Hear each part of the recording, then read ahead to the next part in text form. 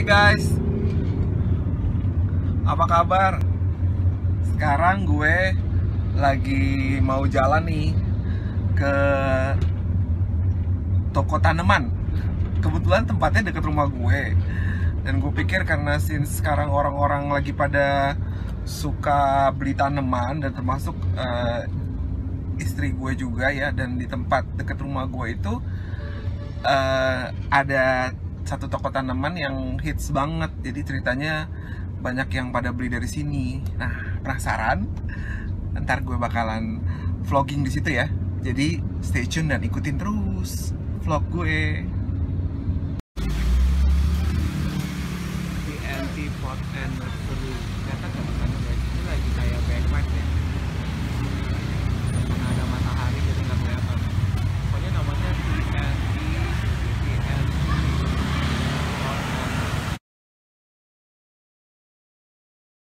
Kalau bukan Tuhan yang intervensi nggak mungkin Banget gitu loh. Ya gue siapa lah orang yang ketemu orang jenderal pensiunan gitu kan. Oh itu jenderal? Atau lu bintang satu? Oh jenderal bintang satu. Jenderal bintang satu gitu ya. Brigjen. Jenderal. Yang satu lagi bintang berapa tadi? Bintang 3. Anjrit, legend dong. Legend Tony Hartono. Lu boleh nggak jemput namanya nih? Boleh. Boleh, nggak apa-apa. Kan buat niat baik bukan. Iya, oke. Terus. Gue di komplek gue ada 5. Bintang 1 sama 2. Tapi gue nggak tahu siapa. Terus. Nah, jalan Tuhan lagi nih. Ini tempat tadinya tanaman dua-duanya dipakai, tinggal satu nih. Karena yang ini kan udah nggak keurus, akhirnya gue dikasih izin. Iya.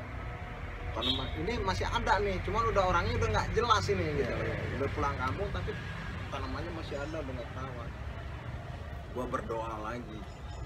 Wah, lu keren banget sih. Lu nggak pernah lupa Tuhan banget dalam setiap langkah lu. Itu benar-benar.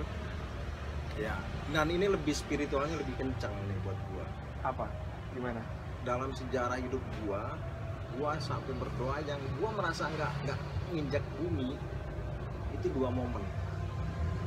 Waktu anak gue kolaps baru lahir, gue berdoa itu benar-benar kayak gue melayang, asli gue melayang.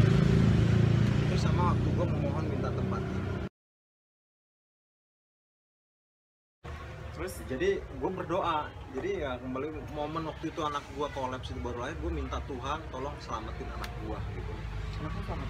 Selamat. Puji Tuhan, luar biasa Tuhan baik. Terus yang pasti Kedua ini gue merasa dipersulit begitu loh. Gue nanya kiri kanan nih penyataan ini siapa. Orang tuh tahunya namanya doang, cuman alamat rumahnya nggak ada yang tahu, apalagi nomor telepon. Berbulan-bulan bos, dari ya kurang lebih 4-5 bulan gue cari ke kiri kanan. karena ini baru mulai Januari kan. Persis, jadi kan ini Berarti itu tahun lalu 2017-an gue mulai nyari-nyari tahu gitu loh. Gue nyari-nyari tahu. 2018-an awal gue nyari tahu, nggak pernah ketemu. Sampai kurang lebih gue tuh bulan-bulan Oktoberan gitu ya. Berarti udah setengah tahun lebih gitu ya. Gue kepikir, gue mau berdoa nih, fokus total di pergantian waktu antara pagi ke malam, maghrib kayak gini nih. Gue ke tengah-tengah tempat ini di situ, senternya. sampai kayak gitu. Iya. Jadi lagi gue ke senternya situ bos, tengah-tengah tempat ini gue berdoa pergantian sore ke malam. Gue bilang, Tuhan Yesus berkati gue, tunjukin jalan supaya saya bisa usaha tanaman gitu loh. Tuhan itu tahu nggak, gue nggak ngerti lah, mungkin gue sih positif thinking aja, malaikat tuh kayak ngelilingin gue. Hah? Kayak ada orang-orang yang ngelilingin gue dari ujung kaki sampai ujung rambut berdiri semua, rasanya bulu-bulu itu berdiri semua. Makin lama makin kenceng tuh putarannya tuh. Lu beneran nih? Demi Tuhan gue nggak bohong, serius. Lu bisa lihat atau lu ngerasa aja? Gue ngerasa. Ngerasa seperti ada yang gitu ngeliling gitu loh bos. Waktu gue berdoa ya, gue tutup mata gitu kan, tutup mata gue berdoa. Gue merinding deh nih. Terus Ya intinya itu sih ya. Soalnya gue juga lagi baru ngerasain hal-hal kayak gitu belakangan ya. Terus sampai akhirnya gue merasa takut sendiri. ya pastilah. Aduh nih kok begini banget nih doanya. Gue sambil berdoa gue kok pikiran gue malah nggak fokus. kayak ada yang waper gitu kelilingin gua. Akhirnya udah Tuhan tunjukin jalan, intinya gitu, berkati usaha gua ini untuk mulai terus. Gak nyampe sebulan, padahal kalau gua mau nyari tahu itu orang di rumah alamatnya, salah satunya apa? Dari PBB tanah. Oh iya benar. Gua nggak pernah kepikiran, bos, tapi gue tiba-tiba kepikiran kenapa nggak gue lihat PBB. Nah itu kalau bukan Tuhan yang nunjukin. Tapi PBB tanah ini kan beda sama sana, enggak? Beda, cuman kan gue bisa nanya ke RT RW. Oh, I see. Iya kan? Iya. Di PBB kan ada tuh alamat rumahnya. Tapi dikasih nggak? Nah kan gue nanya ke RT. Begitu gue tahu alamatnya, akhirnya gue putusin ke sana. Yang gue yakin nih gitu loh. Artinya gue orang sipil ketemu orang bekas pejabat militer, zaman Orde Baru bintang 3 luar biasa pasti posisinya gitu kan. Siapa gua kan gitu. Gua udah sadar di situ. Tapi ya niat gua baik, gua berdoa sama Tuhan gitu kan supaya gua dimudahkan jalannya untuk ketemu bapak ini. Bayangin gua ketemu itu dia ajudannya masih ada 3 atau 4 orang gitu loh. Lo suruh ngadepin mereka dulu ya? Gue suruh ngadepin, bapak udah janji belum? Gue nyampe rumahnya, pertanyaan pertama bapak udah ada janji. Bapak siapa? Gue pakai celana panjang, sandal jepit biasa gitu kan, pakai pakaian rapi lah ya. Bapak udah janji belum? Belum. Maaf, bapak nggak bisa ditemuin, lagi istirahat. Lu mau bilang apa? Ya kan, oh, wajar dong. Iya. Dan lu baru janjian? Belum. Oh enggak? Gue nekat. Janjian untuk besok-besok? Enggak. Gue nggak janjian lagi. Gue nggak bikin janji. Gue tungguin. Gue ketok lagi, bos. Tutup pagar. 15 menit gue ketok lagi. Loh, mas yang tadi iya. Ya udah mas, kalau belum janji ya belum janjian, jangan ketemu bapak. Janjian dulu gitu. Apalagi bapak lagi istirahat gitu. Kalau saya nggak penting-penting banget, saya nggak akan paksain datang jauh-jauh ke sini gitu. Tolong temui saya dengan bapak. Ya saya juga nggak mau ngambil resiko mas gitu loh. Ini perintah dari bapak kan gitu loh. Kalau belum ada tamu yang ada janji jangan diterima. Ya tapi ini penting banget. Emang sepenting apa dia bilang gitu. Ini mau ngomongin tanah bapak yang diceger di Jalan Gempol. Tolong ngasih tahu bapak. Tutup lagi, gue nunggu pinggir jalan. Tapi bukannya yang punya sebelah kenal sama dia ya? Harusnya kan tetanggaan kenal dong. Lu nggak bisa masuk nembak lewat dia. Enggak ya? Enggak. Karena dulu nih kan sejarahnya nih kapling-kaplingan nih tenang. Artinya jatah itu ya buat tentu kenal kan, kecuali lu tinggal gitu. Beda rank juga kan? Beda rank juga. Terus singkat cerita akhirnya gua ketok lagi 3 kali guys. Asli gua. Gini nih, bener-bener inspirasi gue juga nih kayaknya. Pertama lu berdoa, jangan gampang nyerah. Betul. Terus lu kejar ya. Tapi ibaratnya lu resikonya lu ditembak lo kayak. Persis. Kalau nggak ditembak minimal lo pukul lah, tampar lah gitu. Iya, atau nggak lo dihilangin. Bikin susah aja lo, ceprot gitu. Sampai akhirnya ya udah saya temuin deh. Saya panggil bapak, saya tanya bapak dulu. Ya udah, gue tunggu lagi pinggir jalan. Tutup, belum nggak boleh masuk. Kurang lebih 15 menit keluar si ajudannya. Ya udah, masuk dulu, tapi tunggu di garasi dulu ya, jangan ke teras. Nunggu di garasi.